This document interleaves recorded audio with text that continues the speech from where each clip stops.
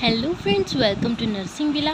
मैं पूजा आपकी अपनी फ्रेंड लेकर आई हूँ आपके लिए एक नया वीडियो, जिसमें हम पढ़ने वाले हैं वेल्वुलर हार्ट डिजीज़, जो कि हमारा मेडिकल सर्जिकल नर्सिंग यूनिट 2 का टॉपिक है, कार्डियोवास्कुलर डिसऑर्डर्स का। देखते हैं हम अपनी डेफिनेशन के साथ। फ्रेंड्स, मेरा कैमरा बहुत हिलता है, ये मैं समझ सकती हूँ, और आपको इसमें प्रॉब्लम आती होगी। एक्चुअली मेरे पास थोड़ा जो भी ट्राइपॉड वगैरह नहीं है, देन उसी के लिए मैं थोड़ा ट्राई कर रही हूँ। तो आप जल्दी से जल्दी मेरे चैनल को ज़्यादा से ज़्यादा सब्सक्राइब करिए, ताकि मैं कैपेबल हो सकूँ, मैं एक ट्राइपॉड एंड माइक ले सकूँ, जिससे मेरा वॉइस एंड आपका कैमरा हिलने का जो भी प्रॉब्लम है वो सॉल्व हो जाए। तो चलिए स्टार्ट करते हैं। एंड सॉरी, जो भी कैमरा वगैरह हिलता है इसकी बहुत सारी कंप्लेन आती है मुझे, उसके लिए सॉरी। कुछ टाइम की प्रॉब्लम है, सॉल्व हो जाएगी। तब तक के लिए ऐसे ही काम चला लीजिएगा। It is N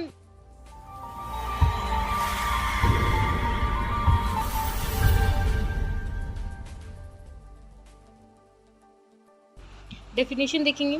it is an acute and congenital disorder. Yes, ये एक्यूट और कंजेनाइटल डिसऑर्डर होता है किसका? वेल्वुला का। And characterised by stenosis. Stenosis that means obstructions. Obstruction से ये करेक्टराइज होता है। Impaired closure and regulation regurgitation of blood. यानी कि इसमें क्या होता है? इम्पेयर्ड क्लोजर हो जाता है, या फिर इसमें क्या होता है? ऑब्स्ट्रक्शन हो जाता है, और क्या हो जाता है? रीगर्जिटेशन ऑफ ब्लड, यानी कि ब्लड का क्या है, जो फ्लो है वो इधर उधर होता रहता है, मतलब एक ही फ्लो में नहीं चल पाता, उसमें प्रॉब्लम या फिर ऑब्स्ट्रक्शंस आने लग जाती हैं। यहाँ पे इसका मीनिंग भी बताया रीगर्जिटेशन का, यानी कि बैक फ्लो, यानी कि जैसे मैंने बताया कि एक ही डायरेक्शन में चलना होता है, बट वो नहीं चल पाता, यानी कि बैक फ्लो भी करना हो तो फ्लोटिंग होने लग जाती है, उसमें ब्लड में रिगर्जिटेशन होने लग जाता है। उसके बाद देखते हैं वल्वुला इन हार्ट। वॉल्स, जो भी कितनी वॉल्स होती हैं वो बताया गया कि हार्ट में कौन कौन सी वॉल होती हैं जिसमें ये डिसऑर्डर होने के चांसेस होती हैं। सबसे होता है atrial ventricular valve, tricuspid valve, mitral valve. जो एट्रियो वेंट्रिकल्स वॉल्स होती है उसमें दो वॉल्स होती हैं। एट्रियो वेंट्रिकल देखेंगे, it separate the atria from the ventricles and include the tricuspid valve।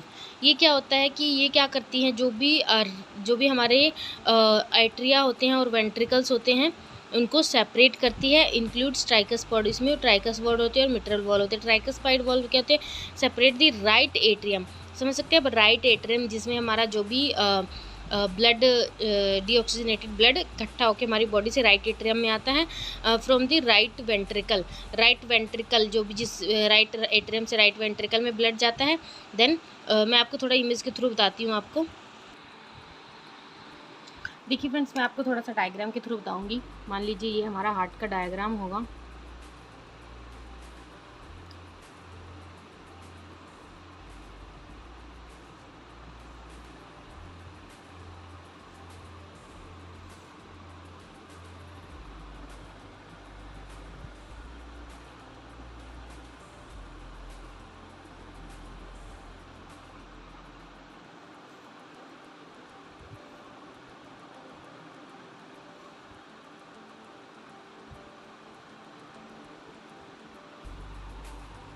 तो ये है हमारा right atrium, right ventricle, left atrium, left ventricle.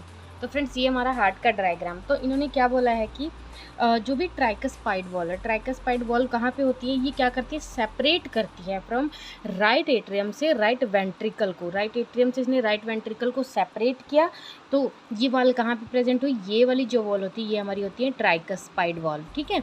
And ये हमारी ट्राइकस्पाइड वॉल होती है। देन देखेंगे mitral valve, it separate the left atrium from the left ventricle. Left atrium और लेफ्ट वेंट्रिकल को कौन सेपरेट कर रहा है यहाँ से? ये कौन सी वॉल होती है? मिट्रल वॉल होती है, इसे हम बोलते हैं मिट्रल वॉल। तो ये हमारी मिट्रल वॉल हो गई, ये हमारी ट्राइकस्पाइड वॉल हो गई।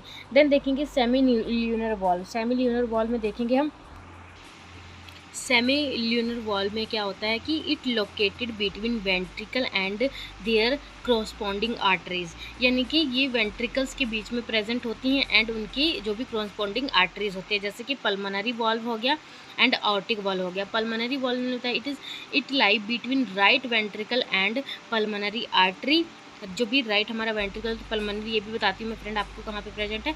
एंड आउटिक वॉल होते हैं, it lie between the left ventricle and outta.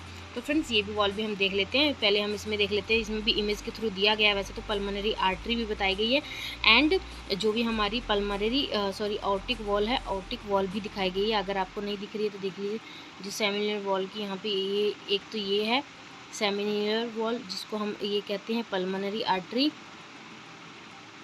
यहाँ पे आपकी सेमिलिनर वॉल है, जिसको हम क्या बोलते हैं, जो भी पल्मोनरी वॉल होता है, ये पल्मोनिक वॉल होता है। देखिए फ्रेंड्स, पल्मोनिक वॉल होता है जो कि कहाँ पे प्रेजेंट है, लाई बिटवीन राइट वेंट्रिकल, ये हमारा राइट वेंट्रिकल है, एंड बिटवीन दी जो भी ये पल्मोनरी आर्टरी है, पल्मोनरी आर्टरी यहाँ से जब ब्लड फ्लो करता है तो ये जो वॉल होती है सेमिलर, जिसको हम पल्मोनिक वॉल भी बोलते हैं।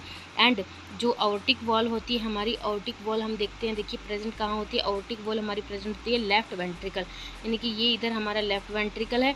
एंड लेफ्ट वेंट्रिकल से जो भी आउटा हमारा इधर से जाते हुए, आउटा में थोड़ा सा आपको क्लियरली दिखाती हूँ अपने इस डायग्राम में। तो देखिए फ्रेंड्स, जो भी मैंने दूसरी जो वॉल्स हैं उनको थोड़ा सा हाईलाइट किया है ब्लू मार्कर से। यहाँ से जब हमारा जो राइट वेंट्रिकल में ब्लड आता है, देन उसके बाद वो कहाँ जाता है, हमारा पल्मोनरी, जो भी हमारी पल्मोनरी आर्टरी होती है, पल्मोनरी आर्टरी में जाता है। देन पल्मोनरी आर्टरी में जाने के लिए यहाँ पे जो वॉल्स होती हैं वो उसको सपोर्ट करती हैं, इनके जैसे ही पंप होता है तो ब्लड ऊपर की तरफ फ्लो जाता है, एंड अब जो वॉल होती है वो बंद हो जाती है।